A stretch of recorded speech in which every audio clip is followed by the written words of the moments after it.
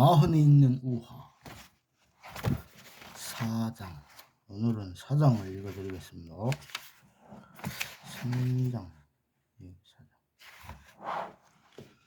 꿈과 희망과 용기. 시골길을 걷는 사나이. 한 남자가 시골길을 걷고 있었다. 조금 떨어진 곳의 목초지에서 농부가 일을 하는 것을 발견하고 다음 말까지 얼마나 걸리는지 큰 소리로 물었다. 하지만 농부는 대답하지 않았다. 남자는 의아한 표정으로 다시 걷기 시작했다. 그가 조금 걸었을 때 30분 정도 걸려라는 농부의 목소리가 들려왔다. 남자는 돌아서서 농부에게 물었다. 30분 정도요? 아까 물어봤을 때 왜 대답을 안 해줬나요? 농부는 대답했다. 당신이 어떤 속도로 걷는지 모르니까요. 능력은 일이 끝난 후에 발견된다. 실제로 걷는 모습을 보여주지 않으면 당신이 어느 속도로 걸을 수 있는지 내가 알 턱이 없다는 이야기다. 이 이야기는 나는 어떤 것에 능력이 있는지 찾을 때 단서가 된다. 인간의 능력은 본인이 주관적으로 나는 이런 모습이 되고 싶다고 바라거나 나는 이것을 할 수 있을 것이다 라고 믿어서가 아니라 이 세상에서 어떤 객관적인 성과를 이루었는지에 따라서 추후에 결정된다. 여기에는 두 가지 의미가 있다. 첫 번째는 능력은 일 앞에서가 아니라 뒤에서 발견된다는 것이다. 어떤 일을 할 수 있었다는 사실이 자신에게는 그 일을 할 능력이 있음을 사회에 보여주는 것이다. 두 번째는 능력이 있는지 판단하는 것은 본인이 아니라 주변 사람들 몫이라는 점이다. 대부분 외부의 능력평가가 본능의 능력평가보다 객관적이기 때문이다. 밤도둑질. 어느 마을에 밤도둑이 살고 있었다. 어느 날 밤도둑의 아들이 자기 아버지가 늙어가는 모습을 보고 이렇게 생각했다. 아버지가 일을 못하게 되면 나밖에 이 일을 이어받을 사람이 없어. 내가 일을 배워야겠어. 그는 이 생각을 아버지에게 나직히 전달했고 아버지도 이를 승낙했다. 어느 날 밤 아버지는 아들을 데리고 부잣집에 가서 담을 부수고 집으로 숨어들었다. 아버지는 큰 나무 상자 하나를 열고 아들에게 이 안에 들어가 옷을 꺼내라고 지시했다. 그런데 아들이 안으로 들어가자마자 아버지는 그 뚜껑을 닫고 열쇠로 굳게 잠갔다. 그런 뒤 아버지는 안뜰로 뛰어나가 도둑이라고 소리치면서 문을 두드려 집 사람을 모두 깨웠다. 그리고는 담에 난 구멍을 통해 유유히 도망쳤다. 집안 사람들이 떠들썩하게 불을 켰지만 도둑은 이미 도망친 후였다. 그 사이에 상자에 갇혀있던 아들은 아버지의 무정함을 원망하며 온갖 고민을 하던 끝에 갑자기 좋은 생각이 떠올랐다. 아들이 쥐가 물건을 갉아먹는 소리를 흉내내자 사람들은 하녀에게 등불을 가져와서 저 상자를 조사하라고 시켰다.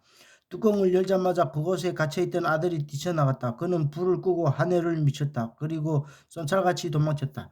사람들은 그를 뒤쫓았다. 길가에서 우물을 발견한 아들은 큰 돌을 들어 올려서 우물 속으로 던졌다. 그러자 추격자들은 도둑이 어두운 우물 속에 뛰어든 줄 알고 모두 우물 주위에 모여들었다. 그러는 사이에 그는 무사히 집으로 돌아왔다. 아들은 큰일 날 뻔했다며 아버지의 무정함을 탓했다. 그러자 아버지는 이렇게 말했다. 그렇게 화내지 말고 어떻게 도망쳤는지 얘기 좀 해다오. 아들이 그 모험의 자초지종을 다 얘기하자 아버지가 말했다. 바로 그거야. 너는 이제 밤에 도둑질하는 법을 다 배웠다. 말로 전할 수 없는 지혜가 있다. 세계적인 불교 철학자인 스즈키 다이셰츠가 선과 일본 문화에서 소개한 일화다. 무슨 의도로 이 일화를 소개했을까? 이 이야기가 선의 정신과 수행을 이해하는 데 도움이 될 것으로 생각했기 때문이다. 스즈키 다이셰츠는 체계적인 이론을 배워봤자 비상적인 곳에 머무를 뿐 핵심에 이르기는 어렵다고 생각하고 몸소 체험하는 것이 중요성을 강조했다. 선의 교리를 단적으로 내세운 말에 분립 문자와 교의 별전이란 말이 있다. 분립 불자란 글자나 문장을 사용하지 말라는 뜻이고 교의 별전은 교본이 아니라 스승에서 제자로 실천과 체험을 통해 전하라는 것이다. 선의 진리를 터득하기 위해서는 당연히 말이 필요하지만 그것에만 의존해서는 안 된다. 이를테면 스승의 거동과 행동을 보고 배우고 자기 자신이 자성과 사경 등의 체험과 같이 말 이외의 다른 방법으로 배우지 않으면 진리에 도달할 수 없다는 뜻이다. 지금까지 말한 내용을 더 깊이 이해하기 위해서는 형식지와 암묵지 개념을 아는 것이 유용하다. 형식지는 문서로 언어화할 수 있는 지식 또는 노하우, 암묵지는 언어화할 수 없는 지식을 의미한다. 암묵지는 과거 철학자 마이클 폴라니가 암묵적 영역이라는 책에서 사용한 개념이다. 그는 우리는 말할 수 있는 것보다 더 많은 것을 알고 있다 라고 했다. 이 말을 뒤집어 이해한다면 우리는 우리가 아는 모든 것을 말할 수 없다. 즉 우리 안에는 말로 할 수 없는 지혜라고 불러야 할 것들이 있다는 뜻이다.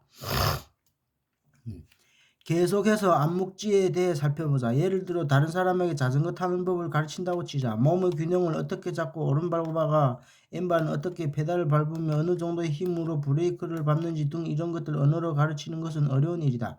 어렵다기보다 불가능하며 아무리 말해도 거의 도움이 되지 않는다. 이론을 배우기보다는 익숙해져야 하니 일단 타보라고 하는 것이 맞다. 자전거를 탈 수 있는 사람은 타는 방법에 대한 지식을 가지고 있지만 그 지식의 대부분은 말로는 표현할 수 없는 지혜의 암묵지이다. 자전거 타는 법뿐만 아니라 공 던지는 법이나 야구, 배팅 자세, 테니스, 서브 치는 법, 스키나 스노보드 타는 법도 마찬가지다. 스포츠에서는 왕년의 명선수가 은퇴하고 코치가 되었을 때 자신이 뛰어난 기술을 선수에게 전수하려고 해도 좀처럼 잘 안 되는 경우가 많다. 기술적인 팁은 그 모든 것을 말로 표현할 수 있는 게 아니기 때문이다. 그야말로 그 말로 표현하기 어려운 부분을 습득할 수 있느냐가 뛰어난 선수가 될 수 있느냐를 결정한다. 언어화할 수 없는 비결에는 어떤 것들이 있을까? 힘을 조절하는 법, 거리감, 감각, 부위, 연동성, 상황에 따른 인기응변 등이 그에 해당할 것이다. 흔히 사람들은 어렴풋이 알지만 말로 하기 힘든 것을 암묵지라고 생각한다. 하지만 몸이 아는데 머리가 모르는 것도 있다는 사실을 잊지 말아야 한다. 스포츠를 예를 들었던 경험에서 나오는 배움의 중요성은 전통 예능이냐, 공예 기술, 장기야, 포커 등의 지적 게임 교사의 가르치는 기술, 영업사원의 판매 능력, 연구원의 기량 등으로 확장할 수 있다. 사람은 평생에 걸쳐 계속 발전한다. 발전을 위해서는 학습이 필수적이다. 우리는 무언가를 배울 때 교과서나 매뉴얼 등의 문자로 쓰인 것에 의지한다. 그러나 그것만으로는 충분하지 않으며 형식지와 더불어 암묵지를 어떻게 습득할 것인지를 의식해야 한다. 암묵지는 개인이 경험을 통해 습득하는 것이 중요하다. 롤모델의 행동을 잘 관찰하고 자신이 경험 속에서 스스로 발견하는 것이다. 그러기 위해서는 많은 시간이 필요하고 그 과정에서 발생하는 시행착오와 좌절을 통해 새로운 존재로 거듭나는 경우가 많다. 몸으로 부딪히고 직접 경험해야 된다는 거예요. 도둑이 자기 아들을 가르치는 것도 그렇게 가르치는 것처럼 말로 표현할 수 없는 암묵지 같은 그런 게 있다는 거예요. 산월기 중국 당나라 시대에 이징이라는 사내가 있었다. 이징은 학식이 깊고 재능이 뛰어나 젊은 나이에 어려운 시험에 합격하여 관리가 되었다. 그러나 그는 먼 마을에서 안전을 지키는 일에 재미를 느끼지 못했고 자신이 능력에 걸맞지 않은 하찮은 일이라고 불만을 참지 못해 곧 관직을 그만두었다. 이징은 고향에 돌아와 남들과 교분을 끊고 오로지 시를 지으며 살았다. 하지만 시인으로 유명해지기가 쉽지 않았고 생활은 날이 갈수록 어려워졌다. 몇 년 후 이징은 더 이상 가난을 견딜 수가 없었다. 처자식을 부양하기 위해 원칙을 굽히고 다시 도읍에 올라 지방관리로 임명되었다. 시인으로 먹고 사는 것에 반은 절망했기 때문이기도 했다.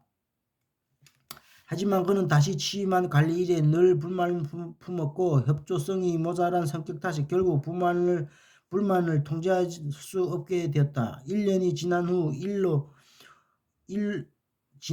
일로 여행을 떠나 여수라는 강가에 숙소를 잡았을 때였다. 이징은 결국 이성을 잃고 깊은 밤에 소리를 지르며 어둠 속으로 달려갔다. 그대로 그는 돌아오지 않았다. 이듬해 원참이라는 고위 관리가 황제의 명을 받고 남쪽 변방으로 가는 길에 여수 근처의 고을에 머물렀다. 다음날 아침 아직 어두어두한 숲속 저지를 지나던 중 호랑이 한 마리가 불숲에서 달려들었다. 그 호랑이는 원참에게 덤벼들듯 하다가 곧 몸을 돌려 풀숲으로 몸을 숨겼다. 그리고 큰일 날 뻔했다라고 중얼거리는 소리를 들렸다. 원참에게는 귀에 익은 목소리였다. 풀숲으로 돌아간 것은 친구 이징이었다. 원참이 어떻게 이런 시세가 됐느냐고 물었더니 이징은 자신이 호랑이가 된 날이 날 밤의 일을 대략 이야기해 주었다. 지금은 하루 중 몇 시간은 인간이 마음이 돌아오지만 그 시간이 날이 갈수록 점점 짧아지고 있으니 자신이 완전히 인간이 아니게 되기 전에 자신이 지은 시를 기록해달라고 했다. 원참은 부하에게 명하여 풀숲에서 나는 목소리에 따라 장단을 맞추며 30편의 시를 썼다. 오래된 시를 토한 이징은 자신을 비웃는 듯 동굴에 누워 꿈을 꾸듯 이야기했고, 그리고 지금의 생각을 그 자리에서 시로 표현했다. 원참 또한 부하에게 명하여 그 시도 받아 적었다. 그 후 이징은 천천히 입을 열었다. 인간이었을 때 나는 애써 사람들과의 교제를 피했네. 사람들은 나를 이기적이고 거만하다고 말했지. 하지만 사실은 그것의 대부분 수치심, 즉 깊은 수치심에 가까운 것임을 사람들은 몰랐어. 물론 예전에 고향에서 천재라고 불렸을 때 자신이 자랑스러워하는 마음이 없었던 것은 아니야. 하지만 그건 그저 소심한 자존심이라고도 할 수 있을 걸세. 나는 시를 써서 명성을 얻고자 했으면서도 스승을 찾지 않았고 벗들과 더불어 절차탕마하지도 않았네. 그렇다고 해서 속물이 반열에 오르는 것도 허용할 수 없었네. 이것은 모두 소심한 자존심과 거만한 수치심 때문이네. 내가 닦으면 빛이 나는 보옥이 아닐 것을 두려워하여 굳이 고통 속에서 닦으려 하지 않았고, 또 내가 보옥임을 반쯤은 믿었기 때문에 평범한 돌멩이들과 섞이지 못했네. 나는 점점 세상과 멀어지고 수치심과 분노로 몸부림치면서 점점 내면의 소심한 자존심만 키우고 말았네. 인간은 누구나 맹수를 다스리는 조련사일세. 사람의 성질과 심정이 바로 그 맹수라고 할 수 있네. 나의 경우 이 거만한 수치심이 맹수였어. 이것이 나를 해치고 처자식을 괴롭히고 친구에게 상처 주고 나의 모습을 이렇게 내 마음에 걸맞는 것으로 바꾸어 놓았네. 돌이켜보면 나는 내가 가진 얼마 안 되는 재능을 낭비하고 말았어. 인생은 아무 일이나 하기에는 너무 길지만 무슨 일을 하기에는 너무 짧다고 말로만 떠들고 놀았지. 사실은 나의 부족한 재능을 들킬지도 모른다는 비겁한 두려움과 고생을 싫어하는 게으름이 나의 전부였던 것이야. 나보다 훨씬 재능이 부족하지만 그 재능을 온 힘을 다해 갈고 닦아서 훌륭한 시인이 된 사람들은 얼마든지 있어. 이징은 원참에게 작별 인사를 하면서 아내와 아이들에게 자신이 이미 죽었다고 말해달라고 부탁했다. 그리고 오늘 일만큼은 밝히지 말아달라고 덧붙였다. 원참은 풀숲을 향해 작별 인사를 하고 말에 올라 눈물을 흘리며 출발했다. 소심한 자존심과 거만한 수치심. 나카지마 아스시의 산울기를 요약한 내용이다. 산울기의 키워드가 무엇이냐고 묻는다면 의심할 여지 없이 소심한 자존심과 거만한 수치심일 것이다. 국어 사전을 참고하면서 말의 의미와 뉘앙스를 정리해보자. 자존심, 자신이 상당한 존재이고 평범하지 않다고 보는 모습. 자신이라는 존재에 자부심을 느끼는 모습. 자존감이라는 두 가지 의미가 있다. 자만은 부정적인